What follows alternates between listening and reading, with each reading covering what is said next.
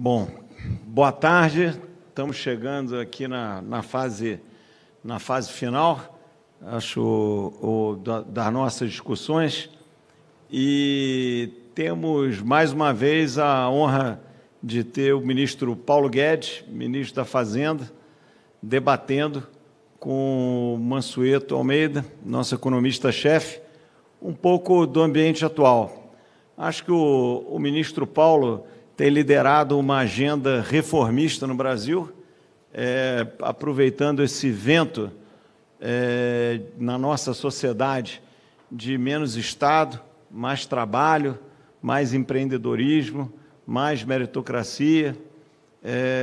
E o ministro Paulo tem sido um herói de defender essa agenda durante todos os momentos, de uma maneira muito clara, de uma maneira muito comprometida. E, aliás, é esse o interesse do Paulo de estar lá sentado naquela cadeira, que é difícil para qualquer um, mesmo qualificado, está lá sofrendo todas as normais e legítimas pressões políticas, todas as normais e legítimas sessões de educação junto ao mundo político, junto ao mundo judiciário, e muitas vezes tendo que explicar para os mercados aqueles compromissos que têm que ser cumpridos. Então, eu acho que o Paulo, acima de tudo, merece todo o nosso apoio e reconhecimento pela dedicação, resiliência, e está lá por um único objetivo, que é o bem do Brasil. Então, Paulo, agradeço aqui em nome de todos na audiência sua resiliência, sua dedicação ao Brasil e à sociedade brasileira. Então, sem mais palavras, vou passar a palavra, Mansueto, para você. Paulo, um bom debate. Obrigado mais uma vez por estar aqui conosco.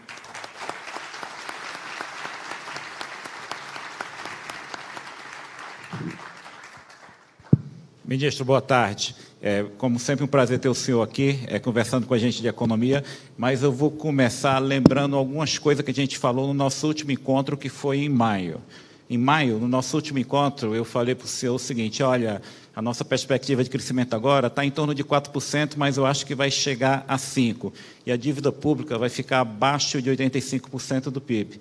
A gente falou isso em maio. Agora, ministro, mesmo que o Brasil ficasse parado até o final do ano, a gente já tem garantido um crescimento de 4,9%. Então, 4,9% é a economia parada, sem crescer no segundo semestre do ano. O que não vai acontecer, porque o setor de serviço está crescendo. Hoje saiu o dado do setor de serviço, foi bom. Semana passada saiu o dado do setor de varejo, também foi bom. E a gente avançou bastante na vacinação. A partir de outubro, o Brasil vai ultrapassar os Estados Unidos como proporção da população plenamente vacinada. E o mercado hoje, a perspectiva do Focus é um crescimento em torno de 5%, como a gente falou lá em maio. Questão da dívida pública. Dívida pública, a gente tem duas notícias positivas. Eu estou falando isso para a gente separar o que é que está causando ruído do mercado para frente e o que já aconteceu. A gente começou o ano, a expectativa focus do mercado era um buraco fiscal, um déficit primário, mais ou menos ali em torno de 280 bilhões de reais, que é mais ou menos 3% do PIB. A nossa expectativa hoje é que esse buraco fiscal vai ficar ali em torno de 100 bilhões de reais, até um pouquinho abaixo de 100 bilhões de reais, que é 1% do PIB. A estimativa do buraco fiscal do Brasil nos últimos 6, 7 meses foi reduzida mais ou menos em 70%, porque a arrecadação está performando muito bem e tem teto de gasto. E a dívida, como a gente falou da última vez, naquela ocasião eu falei para o senhor, olha, talvez a dívida fique abaixo de 85% do PIB. Hoje a estimativa da gente é que a dívida vai ficar, a dívida bruta do Brasil, abaixo de 81% do PIB. E não é só a estimativa do BTG Pactual. De várias instituições financeiras, todo mundo está prevendo uma dívida aí na casa de 81% a 83% do PIB. Então é um cenário muito melhor do que o que a gente tinha no início do ano. O Brasil avançou muito, o Brasil fez reformas importantes nos últimos 5 anos, e aí a gente tem hoje, para começar a nossa conversa, um grande ruído que o mercado piorou muito nos últimos 2 meses, não em decorrência do que aconteceu. O que aconteceu surpreendeu o mercado. Como eu falei, se a economia brasileira ficar parada, o carrego estatístico já garante um crescimento esse ano de 4,9%. O que está assustando o mercado é o que pode vir a acontecer. No Brasil, muitas vezes, a gente faz tanto barulho político, enfim, dá declarações um pouco desencontradas, não por maldade. Às vezes um político fala uma coisa, às vezes outra pessoa fala uma coisa diferente, e hoje o mercado está reagindo o seguinte: olha, parece que tem aí uma discussão muito grande, ninguém está se entendendo, e talvez quebrem o teto de gasto, e, de repente, o aumento do gasto vai ser 50, 80, 100, 150 bilhões. Então, hoje, o que o mercado está precificando é uma possibilidade de quebra de teto de gasto. Eu conhecendo bem o senhor, e o senhor tem uma característica que algumas pessoas o chamam de cabeça dura, e eu chamo de convicção.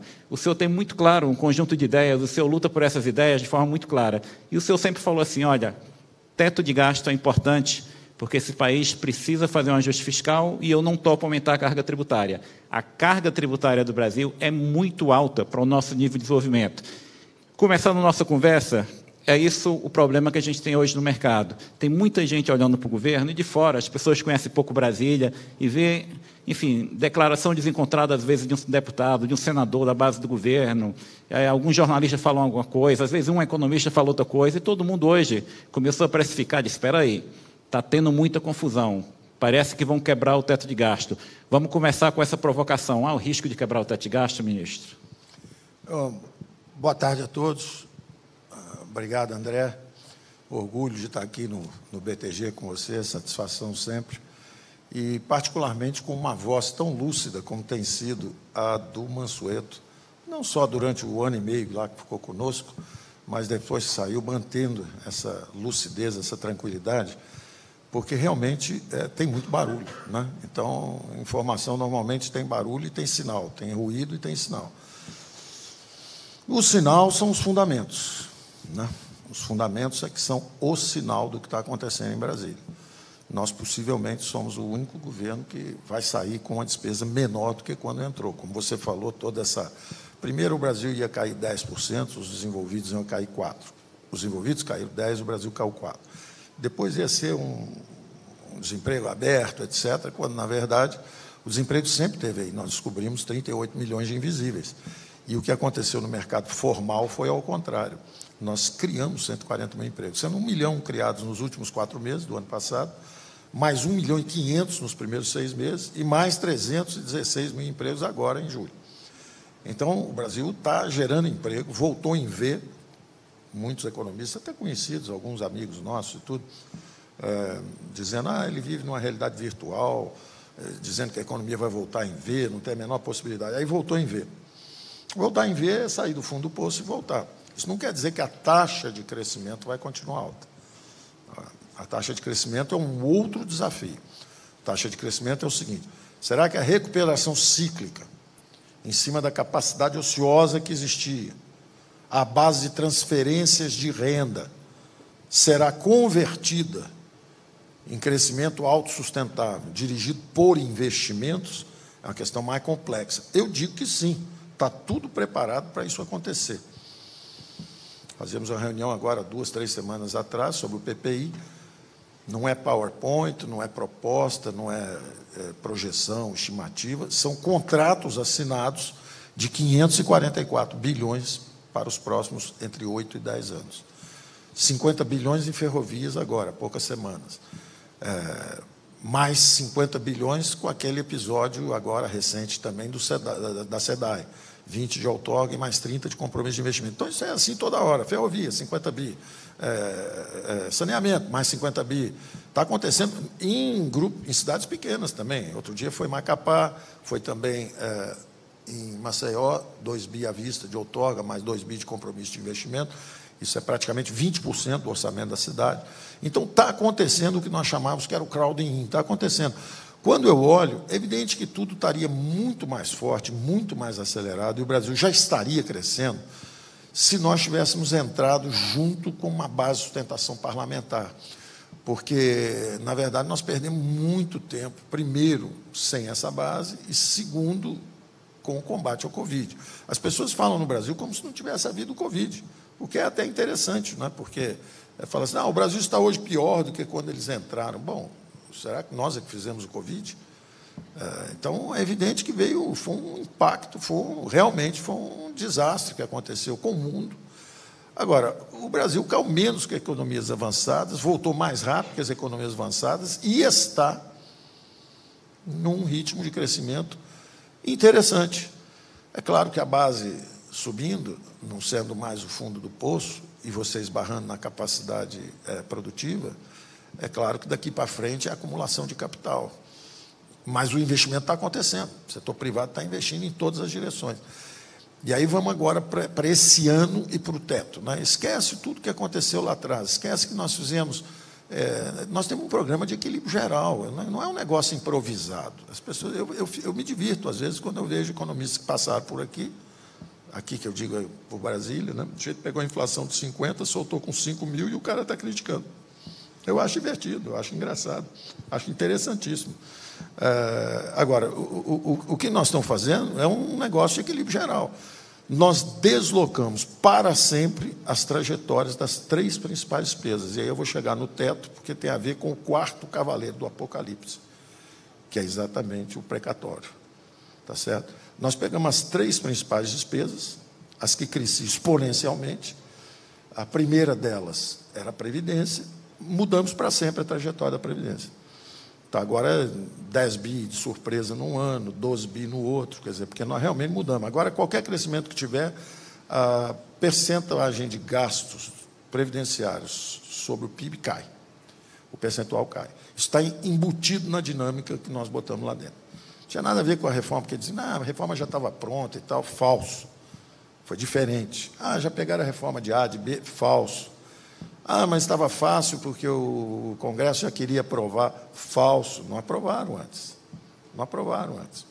O ex-presidente da Câmara, a primeira coisa que me disse, olha, vamos fazer o Banco Central independente? Eu falei, não é a hora. Eu não posso perder tempo, eu tenho que partir primeiro para cima da que cresce mais rápido, que é a Previdência.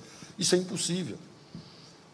O presidente Michel Temer queria fazer, o presidente Bolsonaro não quer. O presidente Michel queria 400, vocês querem um tri 200. O presidente Michel tinha sustentação parlamentar e não foi possível fazer. Por que o seu vai fazer?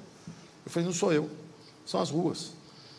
E, de novo, o Brasil está demonstrando, em meio a essa barulheira toda, a minha hipótese continua correta. O Brasil é uma democracia resiliente, robusta, sofisticada. Os atores cometem excessos. Às vezes o presidente sai do cercado, às vezes um ministro do Supremo prende pessoas, às vezes, toda hora tem um que dá uma pula fora da cerca, dá um passeio no lado selvagem. O que acontece rapidamente? As instituições se aperfeiçoam e convidam o cidadão a voltar para o cercadinho. Só poderia fazer o favor de retornar ali para a gente dar uma organizada no movimento? Então, são robustas as instituições. Elas estão demonstrando isso. Essa sempre foi a minha aposta. E, independente do primeiro movimento ser hesitante, como quando a gente chegou, queria fazer a reforma da Previdência e havia muita dúvida, se o timing é correto, quem dá o timing é a política.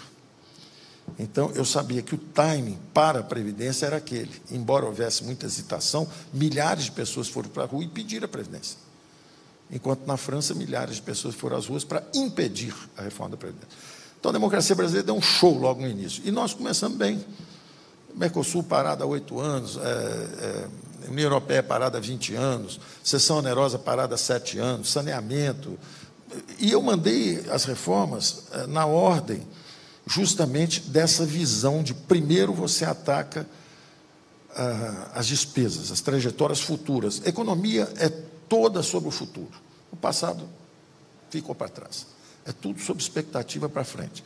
Então, nós tínhamos que quebrar a trajetória explosiva da Previdência, quebramos. A segunda grande despesa eram os juros da dívida. E nós estamos fazendo uma coisa normal. Vocês que estão no setor privado sabem disso. A empresa está apertada, o que ela faz? Desinveste um pouco, paga o banco e alivia. Acabou. E os economistas, não, eles só vão gerar um superávit no 4º ano, então a dívida PIB vai subir até 90%. Né? Falso. Primeiro ano caiu de 76,4% para 75,4%. Primeiro ano, porque nós fomos no fundamento. Nós vamos trocar o mix. Em vez de um fiscal frouxo, gastando muito, porque realmente os gastos chegaram a 45% do PIB, nós vamos travar as despesas. Travando a despesa, você mudou o policy mix. Aí o monetário, o juro de equilíbrio cai, o câmbio de equilíbrio sobe um pouco. O câmbio de equilíbrio devia ser hoje uns 3,80, se tivesse tudo normal. Estava entre 3,80 e 4,20. estamos indo para $500 bilhão de corrente de comércio com o mundo. Nunca aconteceu antes. $100 bilhões na balança comercial. Nunca aconteceu antes. Continuamos sendo o terceiro. É quarto, mas, na verdade, é o terceiro, porque Singapura é só um hub. O dinheiro entra de um lado e sai do outro. Não é investido em Singapura.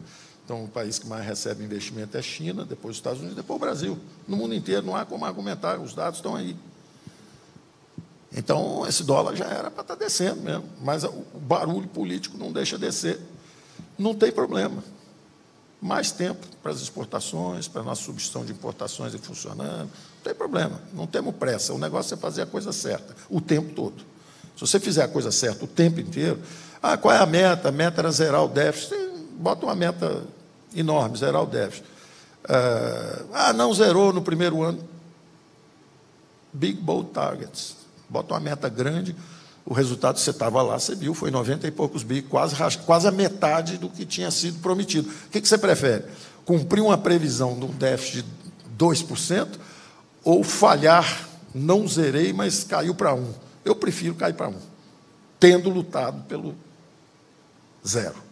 Então, essa é a filosofia, nós estamos lá fazendo isso, as pessoas não têm a menor noção do que está acontecendo lá dentro. Qualquer um de vocês conhece, sabe, fazem fusão, façam uma fusão de 5 empresas, com 70 mil funcionários no total, uma de 20 mil, uma de 10 mil. Nós fizemos isso, eram 5 ministérios, eram 70 mil pessoas, gastávamos 15 bilhões, nós estamos gastando 10 bilhões. Nominal, parado no tempo, quer dizer, a inflação comendo aí, a gente gastando menos em termos absolutos. Estávamos gastando 19% do PIB, fomos para 26,5% com o Covid. No ano seguinte, de volta agora, 19,5%, 19,7%. Ano que vem, 17,5% do PIB. Então, nós estamos fazendo o dever de casa nos fundamentos. Terceira grande despesa, salários. Quem dá o timing, eu digo sempre, é a política. Eu mandei a reforma administrativa em novembro. Mansueto estava lá ainda. Novembro de 2019. Não deu. O entorno do presidente segurou e tal, depois voltou. Aí, quando teve uma extensão, e isso eu mantive o tempo inteiro, esse equilíbrio intertemporal. Quer mais 150 bilhões para estados e municípios, rolagem de dívida, dinheiro livre, 60 bi, mais transferência, 16 bi para fundo de participação dos estados e municípios, mais 8 bi para o fundo de saúde, mais 2 bi para o Sistema Único de Assistência Social, tudo bem, está aqui tudo que vocês quiserem. Agora, não pode ter aumento de salário 2 anos. Ora, nós demos 150 bilhões com a mão esquerda e tiramos 150 bilhões com a mão direita. O que aconteceu? Todos os estados melhoraram o ranking, está todo mundo agora assanhado, pegando empréstimo lá fora. Todo mundo deu uma melhorada geral. Deixa eu só completar o seu, ministro, com dado a expectativa que a gente tem para o resultado primário dos estados esse ano, é mais ou menos um superávit de 55 bilhões de reais, que será de 0,6% do PIB. Isso porque eles estão jogando pedra na gente. Se estivesse ajudando, era mais fácil. É o melhor resultado. Jogando pedra na gente, deu para fazer só isso. Não, e completando, vai ser o melhor resultado dos últimos 10 anos. Tá? Eu andei falando com alguns economistas, é o seguinte, em geral, no Brasil, nos últimos 5 anos, você tinha em torno de 10 a 12 estados que poderiam pegar empréstimo com garantia da União, que tinha nota A ou B. Na virada do ano, se espera que 20 estados brasileiros tenham nota A ou B. Agora, nós podemos fazer uma correção na metodologia, né? Nós podemos dizer, olha, agora, tirando o dinheiro que foi transferência para estados e municípios, para a saúde, a gente, então, muda o critério de ranking de banco. Porque, não vale, eu te dou um dinheiro. Isso. Aí você joga uma pedra em mim e diz que vem pedir mais empréstimo. Fala, peraí, então tira o dinheiro que eu te dei e vamos ver qual foi o seu ajuste. Mas nós não vamos fazer essa maldade, mas nós somos republicanos. O ponto importante é o seguinte, os estados vão para uma situação fiscal que é a melhor dos últimos 10 anos, e 2, quando o ministro tanto insistiu com um custo político altíssimo para segurar salário por 2 anos, a folha salarial do Estado é entre 50% a 60% do gasto estadual. Quando você segurou 2 anos, isso trouxe uma enorme economia para os estados. Então, pessoal, foram 90 bi para estados e municípios, 60 bi para o governo federal, 150 bilhões que nós economizamos. De novo, um equilíbrio geral na cabeça. Tem que derrubar 3 torres inimigas. A primeira, os privilégios da Previdência. O segundo, o paraíso dos rentistas. Famoso mix de solto fiscal e apertado monetário. Dinheiro lá em cima, muito ruim. Câmbio sobrevalorizado lá embaixo. Eu avisei isso tudo logo que nós chegamos. Eu falei, é o jogo, vai mudar um pouco o jogo. E a terceira grande... Você chegou a fazer a conta que nós íamos economizar 80 bi no primeiro ano de juros, 120 bi no segundo, estamos indo para o terceiro agora, mas conseguimos aí mais ou menos uns 300 ou 400 bi, 3 ou 4 anos de governo. Então, na verdade, nós tiramos 100 bi da trajetória explosiva da Previdência, 100 bi da trajetória de juros, 100 bi por ano, e 100 bi, 160 bi com o administrativo, as 3 torres de despesa. Aí aparece o quarto cavaleiro do Apocalipse. Quando você acha que acabou o filme, parece um negócio chamado precatório, que eu chamei de meteoro exatamente porque ele vem do exterior. Ele vem de algum distante mundo, universo, né? Ele é lançado em 2002, ele sobrevoa 2 governos do Fernando Henrique, aí ele sobrevoa 2 governos do Lula, aí ele sobrevoa 1 governo e meio do Temer, aí ele sobrevoa, desculpe, 1 governo e meio da Dilma, aí ele sobrevoa meio governo do Temer, aí ele sobrevoa 3 anos nossos, aí ele calcula, ele vai chegar e falar, agora é o ano eleitoral, aí faltando 10 dias, e está cheio de economistas aí dizendo, isso foi um erro, podia ter previsto, isso era previsível, é brincadeira, né? Faltava 10 dias para fechar a janela, que fecha dia 31, aí naqueles 10 dias, 10 bilhões para a Bahia, 4 bilhões para o Ceará, 2 bilhões para Pernambuco, mais um troquinho aqui e ali e tal. Ou seja, dos 40 bi de surpresa, 20 bi governadores do Nordeste de oposição, nos últimos 10 dias. Eu tinha que falar, olha, meteoro, força estranha, outro universo, veio, calculou, caiu bem na cabeça da gente aqui agora, socorro. E aí, de novo, eu confio na democracia brasileira. Confio, mas assim, confio desde o início. Não tinha sentido nenhum estar aqui. Eu tenho confiança absoluta. No primeiro ano, nos deram as reformas mais importantes. No segundo ano, independente das diferenças, o fato é que o Supremo ajudou, o fato é que o Senado ajudou, a Câmara ajudou, todo mundo nos ajudou a fazer um regime de exceção, um orçamento de guerra. As despesas foram lá em cima, com esse compromisso intertemporal. Eu sabia que nós íamos fazer o efeito catraca, o efeito retrátil. Quer dizer, então a despesa foi lá em cima, quando todo mundo fala, bom, agora vai explodir tudo. No ano seguinte, colapsa tudo outra vez. Por quê? Não virou aumento de salário. Ao mesmo tempo, uma enorme melhoria na situação financeira de Estados, da União, de todo mundo. Por quê? O 3D, desindexe, desvincule e desobrigue, nós vamos ter que chegar lá. Nós vamos ter que fazer o passo final para nos livrarmos do teto. O teto é como se fosse uma bandeira, está toda furada, aquele troço balançando lá na guerra, mas é o que segura. É o que segura as expectativas, porque nós não tivemos coragem de desindexar a economia. Nenhuma crise fiscal dura mais do que 1 ano e meio. Essa era a nossa PEC 3D. Porque o que acontece? Na hora que a crise fiscal batesse, você trigava os gatilhos, travava as despesas, inflação de 4. Ano que vem, fim do ano, voltando de volta para o teto, para o limite superior do teto, da banda. Quando volta essa inflação para 4, crescimento de 3 ou 4, a receita sobe um pouco mais, a elasticidade é sempre positiva, maior que 1.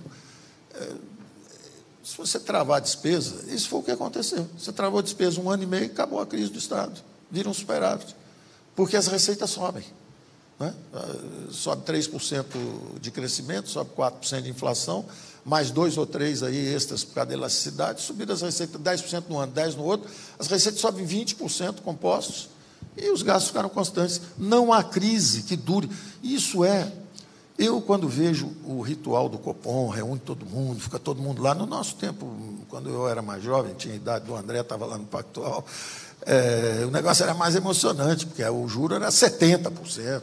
Então, se cair 50% para 50%, se subir para 73%, era muito mais. Agora vai subir 0,25%, vai cair 0,25%. Ou agora, num período como agora, que a inflação está subindo, dá um saltinho um pouquinho maior de 1%. Naquela época, o salto é 5%, é 10%.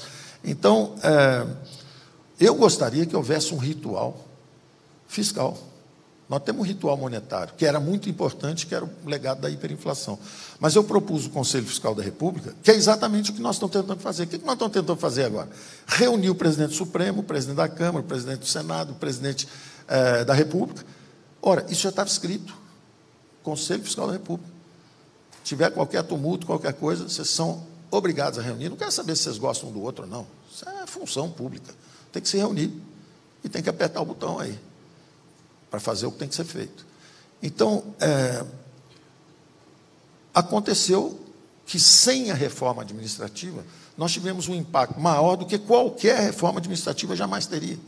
Nenhuma reforma administrativa ia entregar 150 bi de corte de despesa em 1 ano e meio. Mas, e nada disso é acidente. Quem está olhando aqui, eles não têm plano, eles não entregam, eles não... Está tudo, nada é acidente. De repente, os estados todos melhoraram, a despesa de salário não subiu, isso foi um acidente. Alguém passou lá para o Brasília, jogou uma tampinha no lago, e aí aconteceu. Não é nada disso, é uma luta feroz o tempo inteiro. Agora, com ajuda. Por isso que eu acredito na democracia.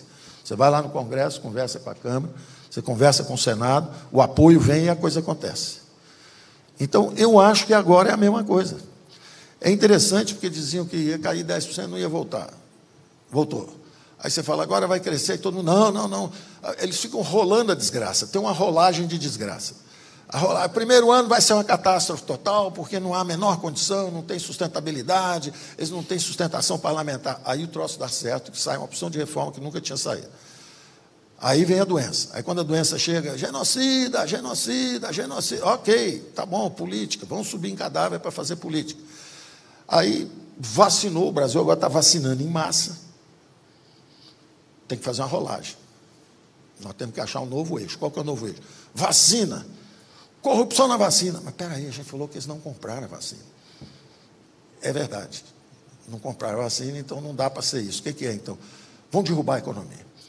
Vão derrubar a economia. Se a gente derrubar a economia, dá certo. Então, agora mudou o eixo. Agora é o seguinte, vão derrubar a economia. Não é crescimento, isso não é crescimento, a caristia, está muito grande.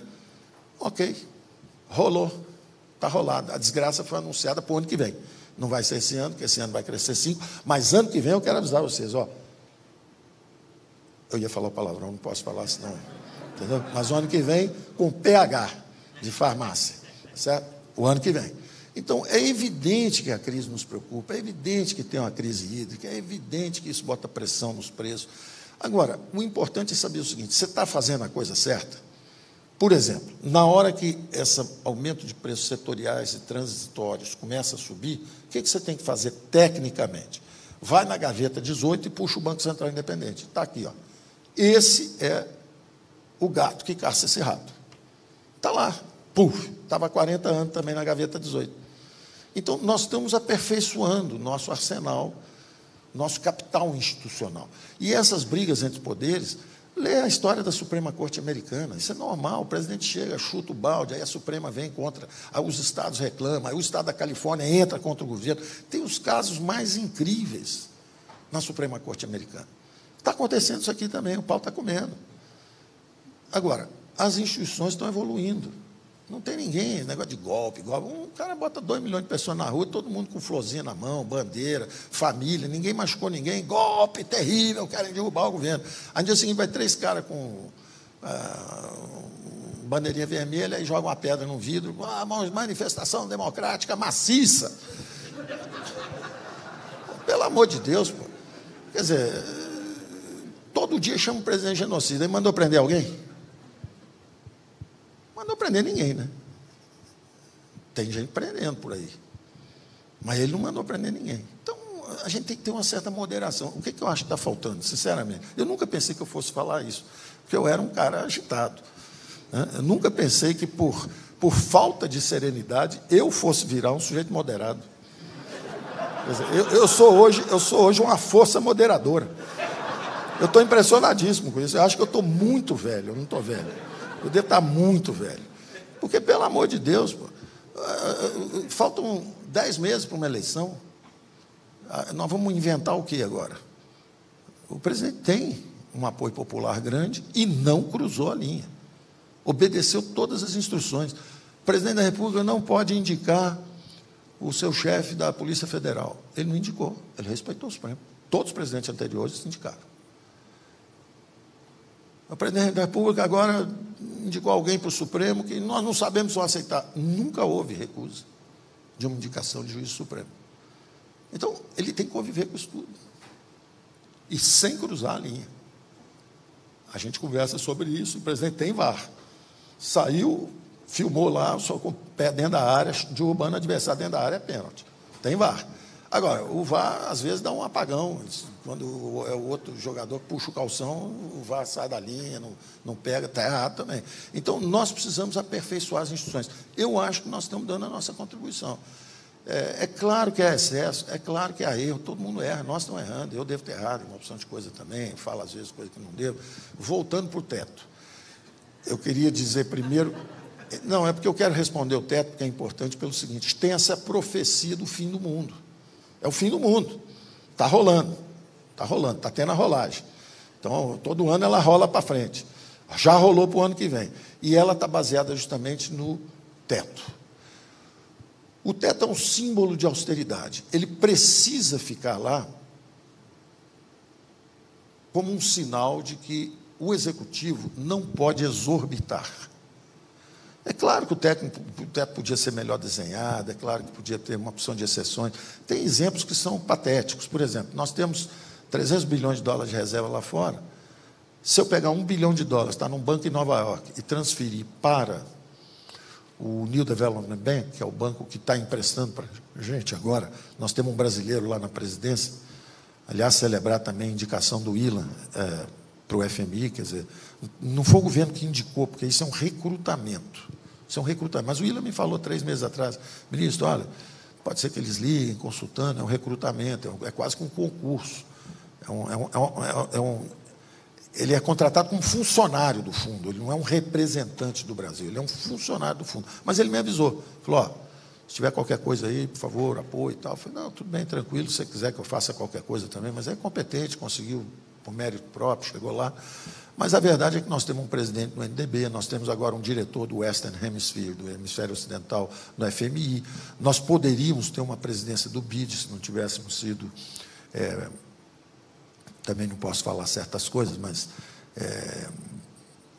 às vezes a gente tem boa fé e é passado para trás, acontece. Mas a gente aprende, também não paguei o BID até hoje.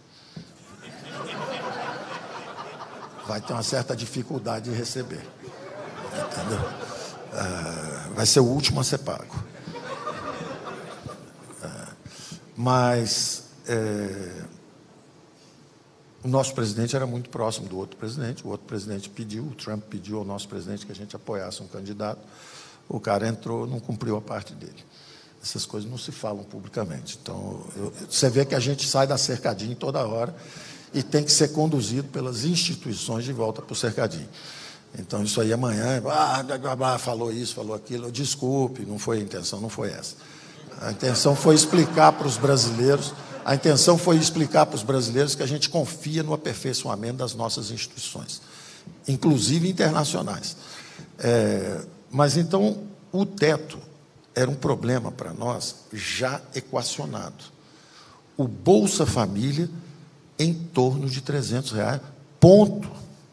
Está já conversado, está certo. É R$300, ponto. Embaixo do teto, dentro da lei de responsabilidade fiscal, tudo certinho. Na hora que nós vamos mandar, chega o meteoro. Nós temos uma disponibilidade orçamentária, ou seja, a distância entre as despesas obrigatórias e o teto, estava em 96, 100 bilhões, uma coisa assim.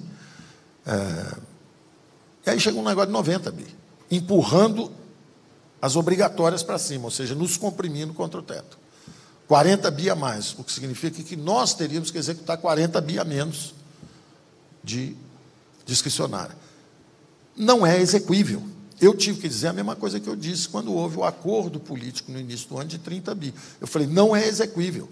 Isso não é ofensa para ninguém, eu só estou falando aqui, pessoal, não dá para cumprir esse acordo. O acordo está grande demais, não cabe no orçamento. Empurra para cá, empurra para lá, vem para cá, contingenciando e tal. Acabou que deu para acontecer o que tinha que acontecer. Mas a minha obrigação, o meu mandato, é para travar, é para não deixar cometer a exorbitância. Então, o teto existe justamente para falar, olha, o Executivo não pode exorbitar nos gastos. Nós precisamos controlar o gasto. O que acontece se vier um outro poder e te mandar gastar? Você fica numa situação dramática, que é o seguinte: eu vou desobedecer a lei porque cumpri a ordem do pregatório e vou estourar o teto, ou eu vou desobedecer a lei porque vou ficar dentro do teto e não vou cumprir o precatório. Quer dizer, é evidentemente um erro, uma inconsistência jurídica. Mansueto, se você ficar sentado, você está preso. Se levantar, esteja preso. É uma inconsistência jurídica. Então, conversando isso com o ministro Fux, com o ministro Gilmar Mendes, com o ministro Toffoli, começa a conversar com a corte, eles, na mesma hora, falam, realmente tem um problema aí. Aí vem uma sugestão interessantíssima do Bruno Dantas, do TCU. Ele vira e fala assim, o vício é de origem, o erro é de origem. O teto é feito para nós não gastarmos muito no Executivo. E se um outro poder nos manda gastar? Qualquer ordem que venha de lá tem que estar sujeita ao mesmo teto. Não pode ter uma surpresa. Então, a ideia de pegar na origem, quanto é que era o gasto precatório lá em 16, quando foi feito o teto? Joga a inflação, joga o IPCA até hoje. Esse é o espaço que tem que ser obedecido. Se fizer isso, nós conseguimos fazer o Bolsa Família dentro do teto, com responsabilidade fiscal, como estava planejado, os R$300, tudo certinho. Então, nós estamos lutando por isso. Nós estamos lutando pelo seguinte, por favor, senhores, nós não questionamos o mérito do judiciário, mas nenhum questionamento de mérito. Há o seguinte, eu não consigo cumprir com a legislação atual. Então vamos tirar do teto. É uma solução que parece fácil.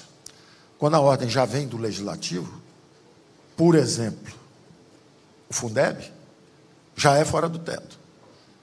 Aí faz o precatório fora do teto. Para falar a verdade, eu acho que também saúde e educação é prioridade, devia estar fora do teto. Eu também acho que, afinal de contas, Forças Armadas é um negócio importante. Acho que podia ser fora do teto. Acabou o teto. Então, o teto é um símbolo que só pode ser removido quando a nossa política, com P maiúsculo, assumir a responsabilidade pelos orçamentos. Assim, não tem mais nada indexado, não tem mais nada vinculado. Não quer dizer que você vai mexer no passado, é uma alucinação. Você chegar e gastei 100 bilhões com educação o ano passado. Bom, vai gastar pelo menos 100. O que você vai fazer é o delta. O delta. Quer dizer, de um ano para o outro tem 140, 150, 160 bilhões ou mais. Na hora que você desindexar, o número talvez vá para 200, 300, que estão livres. Aí sim, a essência da política é decidir na margem para onde vão os recursos. Então, se a educação tem 100 bi, tem 100 bi, saúde tem 150, tem 150, tem dinheiro para isso, para aquilo, tem um salário, está tudo parado. E aí você faz, em tempos de paz, o que nós acabamos fazendo em tempos de guerra. O que aconteceu em tempos de guerra, o ano passado? Não faltou dinheiro para a saúde, mas não teve um aumento de salário. Aí passa mais 1, 2 anos, bom, agora eles já estão 2, 3 anos sem aumento de salário, tem uma reposição de salário, porque já não tem mais aquele gasto extraordinário com a saúde. Aí passa mais 1, 2 anos, bom, agora tira a tropa do Afeganistão e um pouco mais de dinheiro para fazer o muro lá, que eles queriam fazer lá não sei aonde. Quer dizer, a essência da democracia é, na margem, assumir a responsabilidade pelos orçamentos. Assim é que são constituídas as coalizões políticas. Você vê que quando os democratas ganham, vão fazer o Obamacare. Quando ganha o Trump, vou botar um muro. O negócio vai para um lado, vai para o outro, na margem. Você não mexe no para trás, você mexe na margem. Isso pode ser feito assim. Essa era a nossa PEC. A nossa PEC era assim. Você desobriga, desvincula, na margem, desindexa. Está tudo solto. Então, esse é o passo. O dia que fizer isso, não precisa mais de teto. Acabou o teto. Você toma a decisão que você tomar e paga o preço na hora. Anunciou, vou fazer isso, aquilo e aquilo outro. A turma vai fazer a conta, olhar e falar, arrebentou, dólar para cima, juro para cima, confusão total. E aí todo mundo, opa, recua, não pode fazer isso não. Então, enquanto não for assumida essa responsabilidade sobre o orçamento, a política com P maiúsculo, enquanto isso não acontecer, você precisa daquela bandeirinha lá, balançando, falando, não passarão, daqui não passarão, daqui não passarão. Tem que ficar balançando a bandeirinha, que é o único jeito de você ter alguma estabilidade. Então, indo para essa quarta... Só explicando para enfatizar o seu ponto.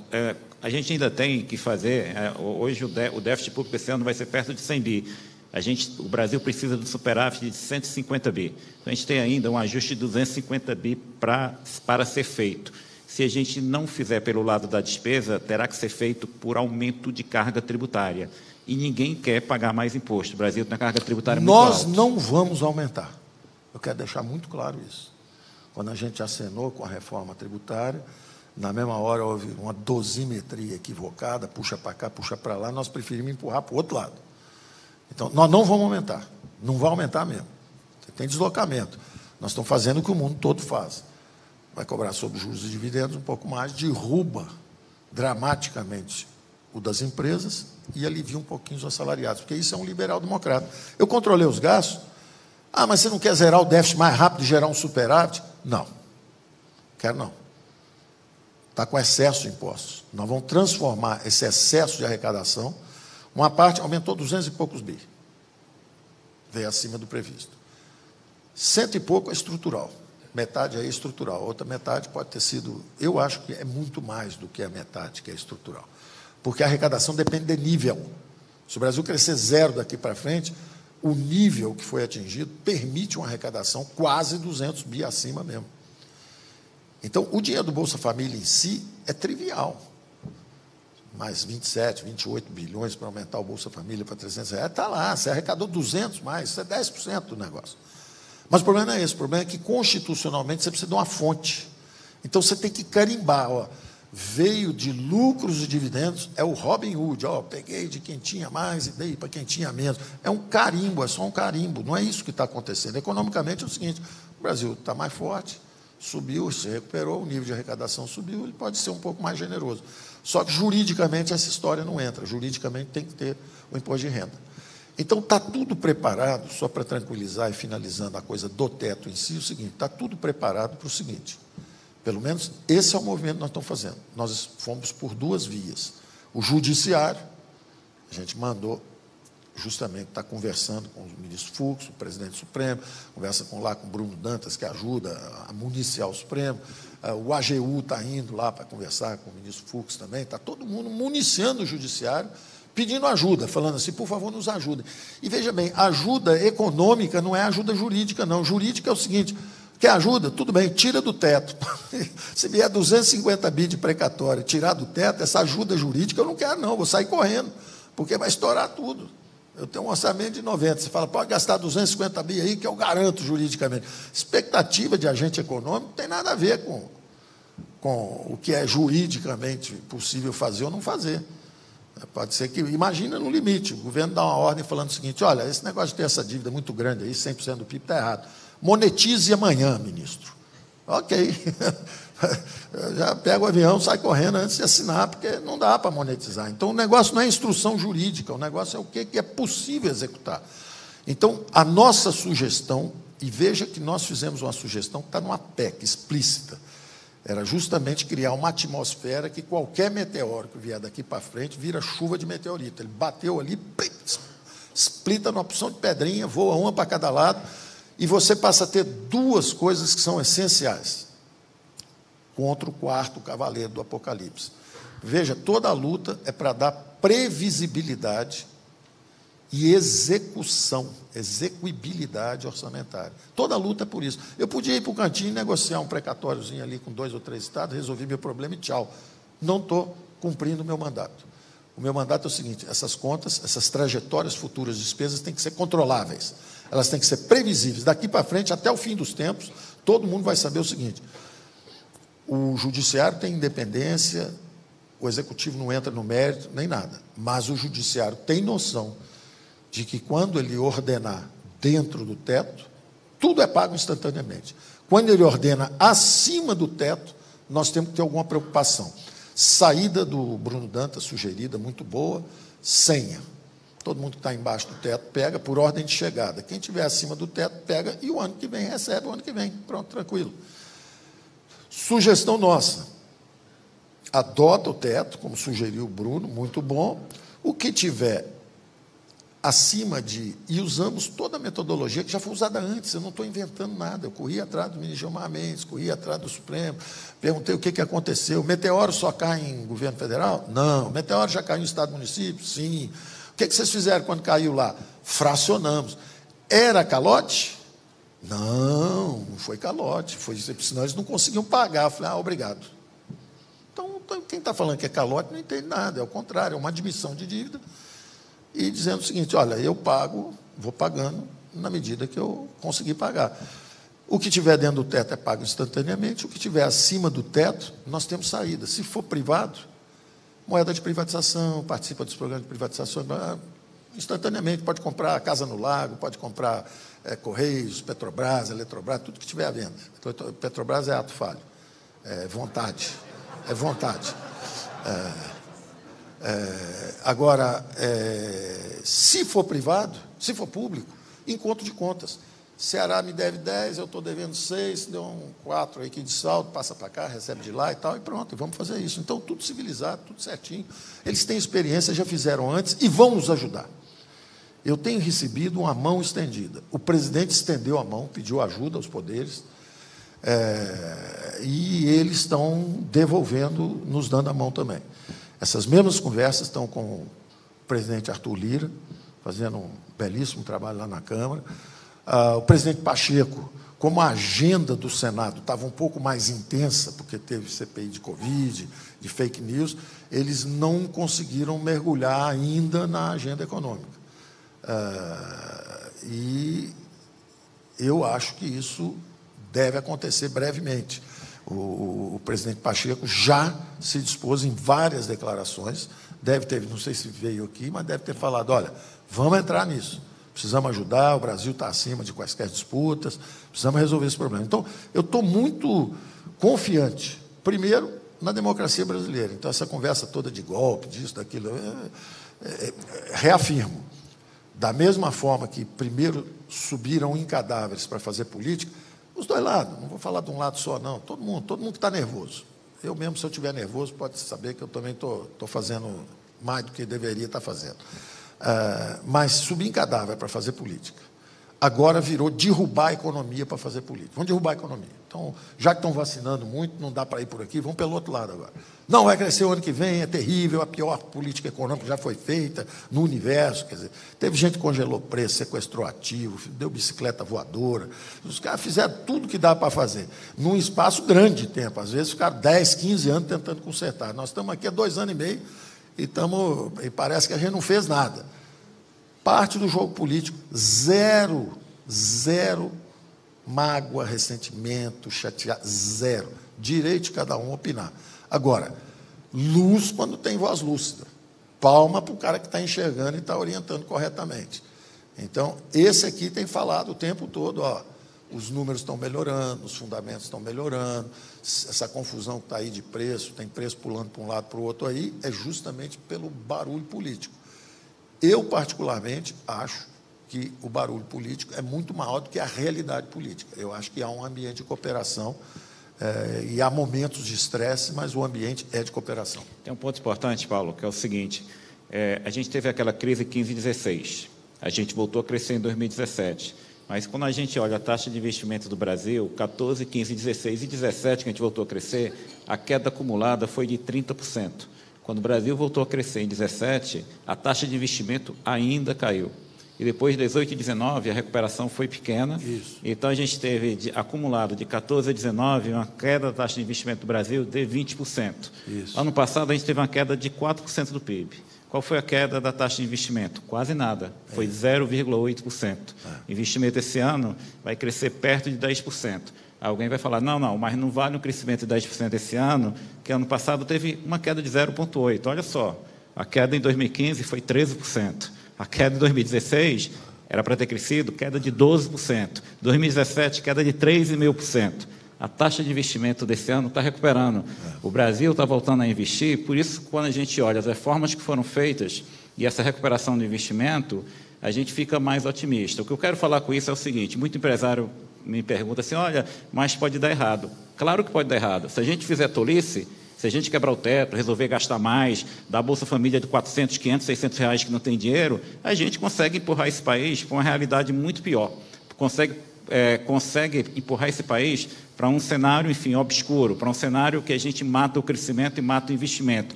Mas não é isso. Novamente, assim, tem uma coisa, na década de 80, na nossa geração, era muito mais fácil reclamar dos nossos problemas e culpar o FMI, que tinha um problema da dívida externa. Os problemas do Brasil hoje são problemas que nós criamos, que nós temos que resolver.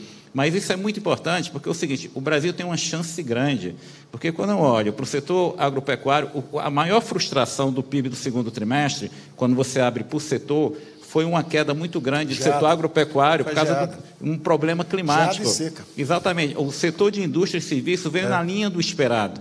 A queda grande do setor agropecuário no segundo tri significa que o setor perdeu capacidade de crescer nos próximos 3, 4, 5, 10 anos? Não. Então, o Brasil tem um setor agropecuário competitivo, que a gente criou ao longo de anos. Setor de petróleo e gás, Petrobras, preço da ação da Petrobras em janeiro de 2016, não sei se vocês se lembram, era ali um pouquinho acima de zero, R$4. Hoje é mais de R$20, chegou a 28, 29, está na flutuação, mas Petrobras hoje pagou grande parte da sua dívida, é uma empresa no nível de endividamento normal. Desinvestiu em Exatamente, ativos, vendeu ativo que não era necessário. Business, quando você vê, que é uma questão, muitos amigos meus falam o seguinte, mas privatizou pouco. Espera aí, o desinvestimento foi fundamental tanto para investimento privado quanto para dar recursos para as estatais investir no que é correto. Então, hoje, a gente olha o que o Brasil fez nos últimos 5 anos, nos últimos 2 anos, independência do Banco Central, marco regulatório de saneamento, marco regulatório do setor de gás, previdência, lei de recuperação judicial, lei do distrato, uma série de coisas que, novamente, para a gente sair da linha correta, a gente tem que fazer muita coisa errada. Eu não quero colocar um cenário de poliana aqui, mas mesmo no ano que vem, a gente deve crescer pouco, 1,5%, mas com juro alto, 8,5%, 9,5%, que é o efeito de política monetária. Mas em 17, 18 e 19, a gente ficou crescendo 1,5% com a política com juro baixo. Agora não, a gente vai ter um crescimento na linha do que vinha crescendo por causa da política monetária. Depois o juro cai e a economia volta a crescer mais. Então, assim, o ponto é, se a gente respeitar o teto, solucionar o problema do Bolsa Família, num valor adequado, R$300, em torno disso, a gente vai para você já falou, e eu vou repetir que isso não é trivial. Pela primeira vez no ciclo de 4 anos de governo, o gasto público do Brasil vai cair, e isso nunca aconteceu pós-88. Então, assim, isso não é algo trivial.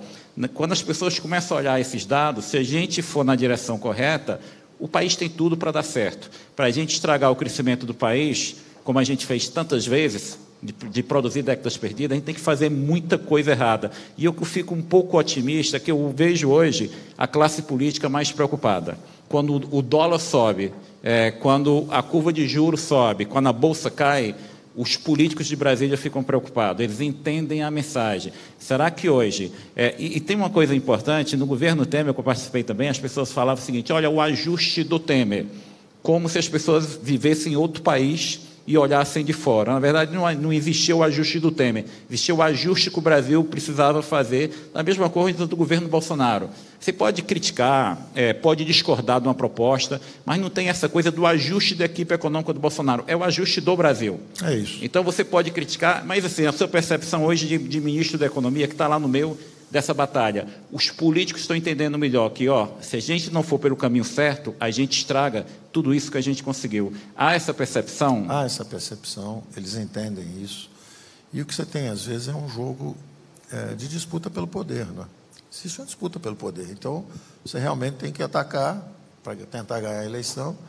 E o que é ruim, eu acho que são 2 coisas que nós temos que evitar. Primeiro, é o desrespeito.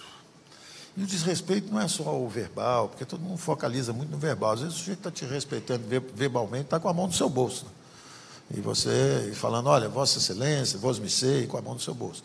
Então, a atitude de respeito é um negócio um pouco mais amplo, um sentido um pouco mais amplo de respeito. Inclusive de respeito à verdade, de não falsificar narrativas, de não só porque você é contra, você falsifica, dizendo... eu fiquei durante 30 anos aí com todos os candidatos a presidente eram de esquerda. Eu sou um cidadão brasileiro que nunca ficou 30 anos sem poder exercer um direito de voto que não fosse de esquerda. Aí o primeiro governo que centro-direita que tem teve uma tentativa no Collor. Sofreu a intervenção. Aí você fala assim, não, mas aperfeiçoar. Eu podia olhar de 2 formas. A forma negativa, falar assim, golpe. Depois de 30 anos, 20 anos fora do poder, a esquerda tentou e foi derrotada no voto direto. E não aceitou o resultado das urnas e deu um golpe, por causa de um Fiat Elba. O que foi o Lava Jato depois? Quais foram as multas depois? Foram muitos, os escândalos de corrupção foram muito maiores do que aquele. Então, por que lá teve e agora não teve?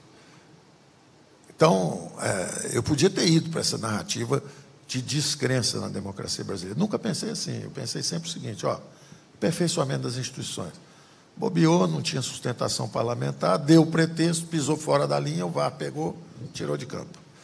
Eu quero continuar com a mesma percepção de que nós somos uma democracia, que você não pode descredenciar o resultado das urnas, você não pode desrespeitar uma presidência. O presidente é um homem simples, a turma bate nele todo dia, ele vai para o cercadinho, bate de volta, e fica um bate-bate. Não é... É um ser humano, ele também está errando. Quem tivesse também tomando o pau que ele está levando todo dia na mídia, de repente, não sei se... Da mesma forma como o ministro Supremo aí também perdeu a serenidade, porque parece que estavam atacando ele, ameaçando a família. Isso é um negócio terrível, isso é muito ruim. A democracia exige uma certa civilidade, uma certa moderação, por isso que eu estou falando. Eu era um cara meio abrasivo, eu já estou vendo que isso está errado. Está errado. Tem que, a primeira coisa, respeito, serenidade. Então, esse troço está faltando. O resto vem junto. Vem o diálogo democrático. O sujeito pensa uma coisa, você pensa outra. Por exemplo, qual é a grande diferença hoje? Como você mencionou, o Brasil não recorreu à dolarização da economia, como a Argentina, por exemplo, recorreu. Nós sofremos a dor de cada erro. Quando a gente segurou o câmbio explodiu e depois nós aprendemos a flutuar. Claro, explodiu, flutuou contra a vontade. Explodiu, quando você viu, já estava flutuando. A mesma coisa, você estava gastando muito, já num regime de inflação mais baixa, o juro estava na lua, lei de responsabilidade fiscal. Então, foi um aprendizado. Vamos privatizar as empresas. Aí o outro governo que entrou não privatizou, começou a corrupção. Olha, está vendo? Essas empresas já não estão conseguindo investir, perderam a capacidade de investimento, elas bloqueiam os investimentos que entrariam no setor privado, porque se tem uma Eletrobras, se tem uma Petrobras no setor, para que eu vou investir? O governo tem um monopólio do setor, literalmente, então não vou investir nesse setor.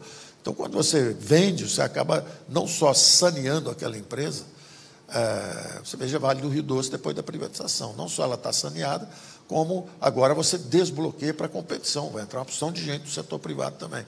Então, nós estamos avançando. Quando eu vejo as críticas à privatização da Eletrobras, é desinformação, muita desinformação, entendeu? Conversa, chama aí o Diogo Macorde, o nosso jovem que estava pilotando lá as negociações, mas venderam por um preço muito baixo. Não tem nada disso, foi vendido, quer dizer, a gente nem gosta de comentar os números e tudo, mas a gente acha que o governo vai chegar a ter quase 100 bilhões nesse negócio.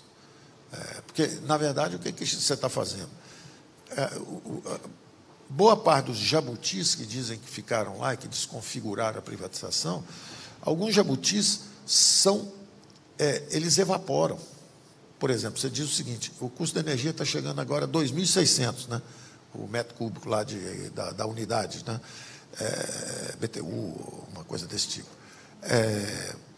O que está escrito lá, que eles botaram lá, mas o pessoal do Norte e Nordeste exigiu que o governo compre. O governo está comprando a 300. 300 é 1/3 do custo atual, com algumas termoelétricas a 2.600. Então, é o seguinte, se te vender uma BMW por R$30, você se comprometeu a comprar. Então, não existe, isso não vai acontecer. Então, boa parte das obrigações que estão lá são tecnicamente inteiramente dispensáveis e não acontecerão. O governo não vai perder aquele dinheiro. Agora, tem uma coisa ou outra que faz sentido. Por exemplo, eu só deixo você privatizar a Eletrobras se você cuidar também da revitalização do São Francisco. Quanto que é?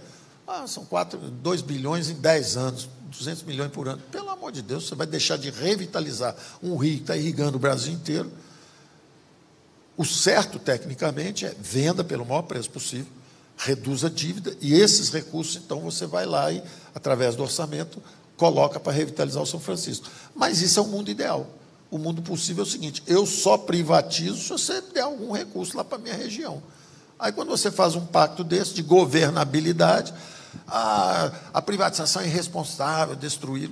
Fake news, narrativa falsa. Paulo, é importante, eu participei de 2 governos, trabalhei com 3 ministros da Economia, com o Meirelles, com o Guarda e com você.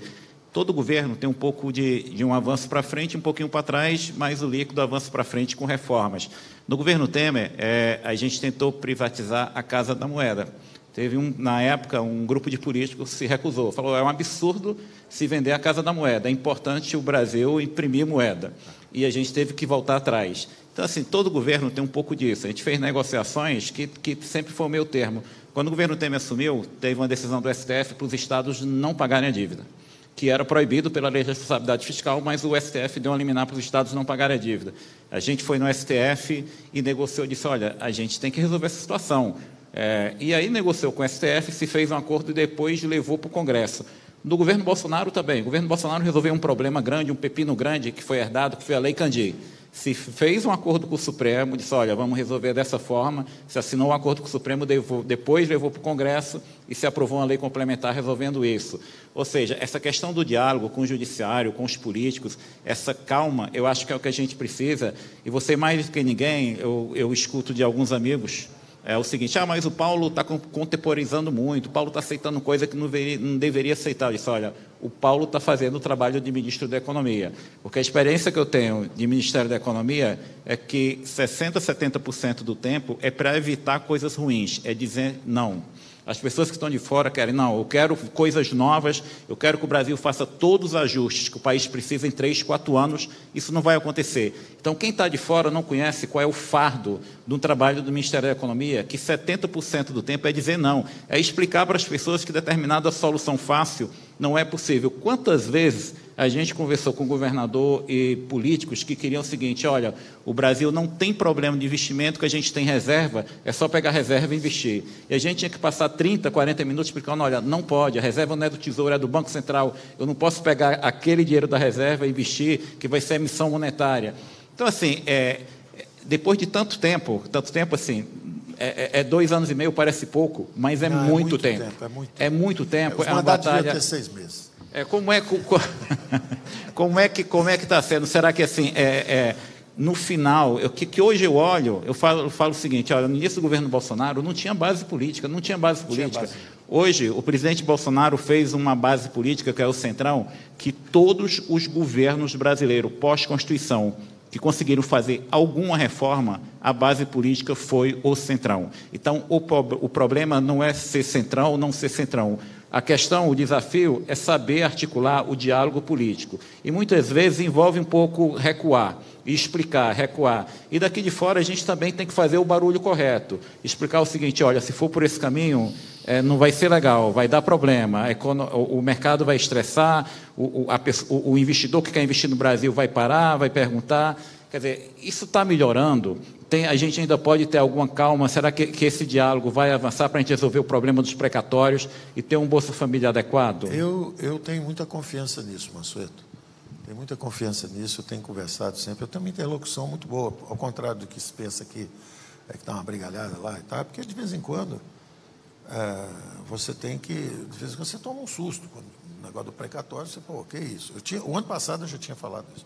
Usei até uma expressão... Falei: tem uma indústria aí, esse negócio está crescendo rápido demais. Uma coisa é você ter 700 bilhões de gastos de previdência e de um ano para o outro sobe de 700 para 740. Sobe 40 bilhões, mas em cima de uma base de 700 você até entende o que está acontecendo. Agora, se tem uma base de 40 e sobe para 89, para 90, você fala: pô, vira uma indústria. Esse negócio está crescendo rápido demais. Não, é o judiciário que está administrando a justiça no Brasil inteiro. Ok, então não vamos discutir mérito. Eu até me excedi um ano atrás, quando achei que era uma indústria. Não vou achar que é uma indústria, vou achar que é a justiça brasileira sendo administrada. Mas tem o seguinte: nós não temos a capacidade de execução orçamentária. E aí é que os bons economistas têm que ser serenos e ter a lucidez que você tem tido de explicar o seguinte: olha, seja 30 bi para aumento de Bolsa Família, seja 30 bi para o precatório, é um ou outro, se tiver os dois, estoura. Então, Não é só porque nós estamos num determinado segmento da economia que carrega precatórios que a gente vai dizer, precatório pode tirar do teto. Porque é assim que vem também o dinheiro do Fundeb, fala, educação também pode tirar do teto. Aí também vem o setor de saúde e diz, olha, saúde é muito mais importante, tira do teto. Vocês não viram como é que foi importante o ano passado? E aí tira o teto todo e continua com tudo indexado. Não dá. Então, eu acho que esse ano foi um ano de muito aprendizado, esse ano que passou, porque mostrou a potência da desindexação. Quer dizer, na verdade, todo mundo perde. Por que tem inflação baixa no mundo inteiro? Todo mundo sabe que é perda. Tive uma perda salarial, tive uma perda nos aluguéis, tive uma perda, paguei imposto inflacionário, paguei imposto sobre lucro inflacionário, não foi lucro.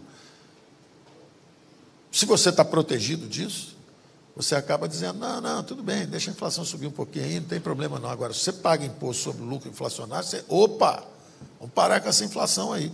Então, se os 20 mil mais prósperos do Brasil, donos afluentes, estão protegidos por um instrumento belíssimo, que é o JCP, é um belíssimo instrumento, tecnicamente, mas ele é parte de uma tecnologia de convivência com a inflação. E ele nos prejudica muito, porque nós estamos indo para acordos internacionais de bitributação, e você não consegue encaixar, porque o Brasil é cheio de truques. A alíquota bruta é muito alta, a efetiva é mais baixa, porque está cheio de gatilhos, cheio de regimes especiais. PiscoFins tem 100 regimes especiais. Então, agora falando rápido sobre o futuro. Eu acho que a agenda, prioridade zero, é Bolsa Família R$ 300. O presidente já disse que é R$ 300. O presidente já falou, Bolsa Família R$ 300. Dentro do teto, com responsabilidade fiscal. Solução, está lá, Fux, Dantas, trabalhando na solução, o precatório nosso, na nossa PEC também trabalhando, vamos trabalhar pela via do judiciário, pela via do legislativo. Quem chegar primeiro ganha a taça de estou ajudando o Brasil. E todo mundo de acordo e todo mundo trabalhando para isso. Acabou isso. Estamos com o imposto de renda, que é parte do Bolsa Família. O imposto de renda é a fonte para o Bolsa Família, mesmo que a reforma seja neutra. Ela é neutra, mas eu tenho que carimbar essa fonte para dizer que é do Bolsa Família. Por isso que é importante. Então, inadvertidamente, às vezes o mundo empresarial vai a Brasília e faz um lobby contra o imposto de renda. Ele, na verdade, está inviabilizando o Bolsa Família, vai produzir uma reação do governo, que é o seguinte, então quer dizer que não tem fonte não, né? Não tem tu, vem tu mesmo. Então é o seguinte, bota aí 500 logo de uma vez e é auxílio emergencial. A pandemia está aí, a pobreza está muito grande, vamos embora, vamos ver. Ora, está criando um problema tremendo para todo mundo, inclusive para quem vos fala no momento. Porque, eu não estou lá para fazer bagunça. E vai virar bagunça se não tiver uma solução tecnicamente correta. Então, às vezes, você, por um interesse menor, você bloqueia um negócio que para o Brasil todo encaixar e sair tudo no lugar. Porque é como disse como disse o Mansueto, o investimento está começando, nós estamos transformando essa recuperação cíclica em cima de excesso de capacidade numa retomada de crescimento autossustentável, os investimentos começando a subir.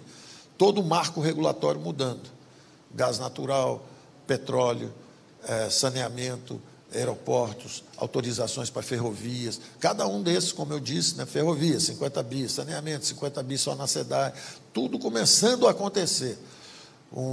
Que o André dizia sempre também, quando nós estávamos juntos aqui, o solid single digit interest rates, juros sólidos de um dígito. Nós não queremos juros de 10, 12, 13, isso é ruim. Isso é muito ruim, nós temos que ficar com juros baixos. Como é que fica com juros baixos? Seguindo o nosso programa de desinvestimento. Eu não vou esperar gerar um superávit para derrubar a dívida PIB. Ela já está caindo, como você falou, já vem para 82%, 81% agora. E quem sabe, se a gente vende mais 2 estatais ou 3 aí, quem sabe esse troço vem para 77. Imagina a gente começou o governo com 76 e sai com 77 depois de enfrentar uma guerra mundial. É uma geração que pagou pela sua guerra. Manteve o compromisso, não faltou dinheiro para a saúde, mas nós mantivemos a nossa responsabilidade com as futuras gerações. Então, isso é uma questão de honra, de missão, de exercício. Se é para ficar lá em cima, é para fazer isso, não é para fazer samba-lelê. Então, é a convicção de que nós estamos fazendo a coisa certa, nós estamos levando... digamos assim, uma obrigação de uma plataforma liberal-democrata. O social-democrata é o cara que deixa o gasto subir um pouco e vai botando imposto atrás porque ele acha que o governo é a solução. Ele tolera mercados. Ele acredita em governo e tolera mercado.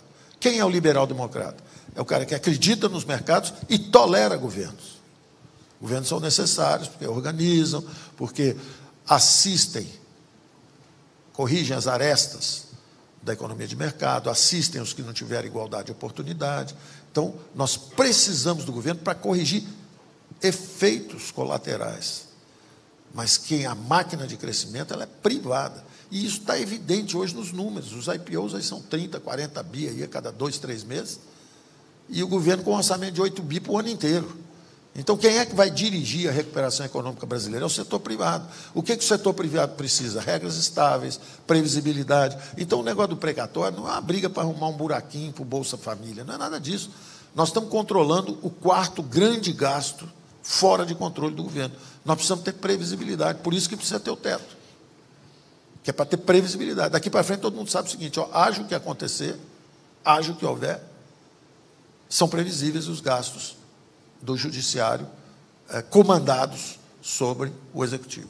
Paulo, a gente vai ter que terminar, mas antes de tudo eu quero primeiro parabenizar pelo trabalho, agradecer o enorme esforço que você tem feito pelo Brasil, pelo progresso das reformas e lembrar uma coisa, você está no pior emprego do mundo. O pior emprego do mundo é ser ministro da Economia, porque as pessoas acham o seguinte, olha, o ministro da Economia não deixou, o ministro da Economia falou que não podia. As pessoas acham que o problema é o ministro da Economia. O problema nunca é o ministro da Economia. Pelo menos o ministro da Economia que está, enfim, na direção correta. O problema, muitas vezes, é que a gente não se conscientiza o seguinte, olha, para a gente reduzir a desigualdade do Brasil, para a gente acabar com a pobreza, esse país tem que crescer, a gente tem que melhorar o nosso sistema tributário, a gente tem que mudar a composição do gasto. O Brasil gasta muito e o impacto distributivo é muito pouco. Por isso que é salutar, por exemplo, um programa de aumentar a Bolsa Família, que é um programa barato, bem focalizado. Sim. Então, assim, o problema não é o ministro da Economia. O ministro da Economia é um sujeito que a gente colocou lá para dizer não, para quebrar a cabeça, para a gente criticar, mas cabe a nós, como sociedade, fazer esse debate e decidir o que a gente quer ou não quer ser. Porque se a gente não quiser fazer ajuste fiscal, é fácil, enfim, a gente quebrar o país. Mas se a gente quer continuar progredindo, transformar esse país, fazer as reformas e tornar o Brasil todo o potencial, um país que vai crescer nos próximos anos 2%, 3% ou mais, isso é possível. Agora, o problema não é o ministro da Economia.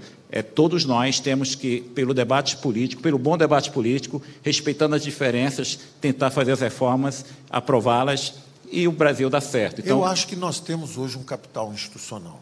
Isso. Eu acho que isso está sendo construído ao longo desse tempo inteiro. Justamente os governos de esquerda, o governo militar fez a infraestrutura, cuidou do capital físico, acumulação de máquinas, equipamentos, instalações industriais, montou um Estado intervencionista em cima de empresas estatais. As legítimas aspirações sociais de uma democracia emergente começaram a jogar os recursos na outra direção.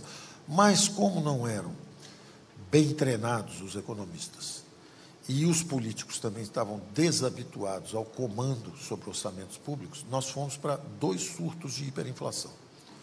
Porque nós estendemos os recursos para a área social, mas esquecemos de fazer as reformas. Nós fizemos a nossa glasnost e não conseguimos implementar a nossa perestroika.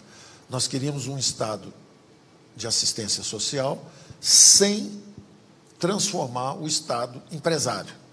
Então, nós acabamos esticando a corda e fomos para a hiperinflação. Aí aprendemos a lição, que é o seguinte, não podemos viver com hiperinflação, penaliza os mais frágeis.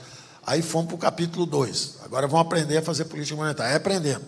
Mas esquecemos o seguinte.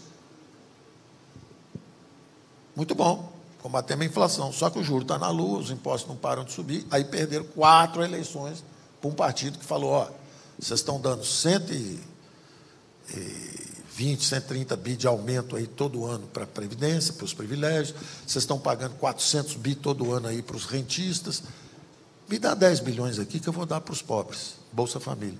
Ganhou 4 eleições seguidas. Deu um tapa na cara da elite brasileira, falando assim, olha, enquanto vocês se congratulam, acham que são muito inteligentes, etc., os pobres não estão achando boa essa vida, não.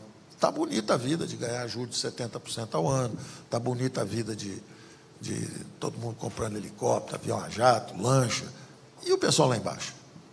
Então, com 10 bilhões 10 bilhões era o primeiro movimento do Bolsa Família. Depois foi para 27, 30 bilhões. O que são 30 bilhões dentro do orçamento de 1 trilhão e 500 bilhões? É isso aí. A nossa incapacidade de lidar com isso é um tapa na nossa face. Então, uma coisa que nós estávamos costurando quando veio esse meteoro era justamente botar uma engrenagem, já existe um fundo de erradicação da pobreza, botar uma engrenagem para botar um incentivo para a classe política acelerar a transformação econômica do Brasil, para ela acelerar. Porque o político hoje ele pensa o seguinte, tá bom, eu já fui várias vezes, recebi isso de muita gente, né? Pô, tudo bem, ministro, só quer derrubar a dívida aí, mas o que isso vira para o povo? Não vira nada. Isso vai, a dívida PIB caiu de 75 para 74, para 73, e daí? Até você explicar, olha, os juros estão caindo, estão liberando 100 bi por ano aqui, mais 100 ali, isso tudo vai para a saúde, educação. Esse circuito é muito complexo para quem vive de eleição em eleição. Então, você tem que dar um incentivo localizado, falar o seguinte, quer erradicar a miséria no Brasil? Quero. Toma aqui, ó. Tem 2,5 trilhões de recebíveis, tem mais 1 trilhão e 200 bilhões de imóveis, tem mais 850 bilhões de empresas estatais, dá quase 4 trilhões, então mais de 4 trilhões. Então, aqui, ó, cada vez que você desimobilizar o Estado brasileiro, desinvestir, nós vamos jogar 20% disso para os mais frágeis. Aí, sim, o sujeito está em casa ganhando R$300 de Bolsa Família, de repente cai R$2.000 na cabeça dele. O que houve? Venderam uma estatal, ele até que enfim.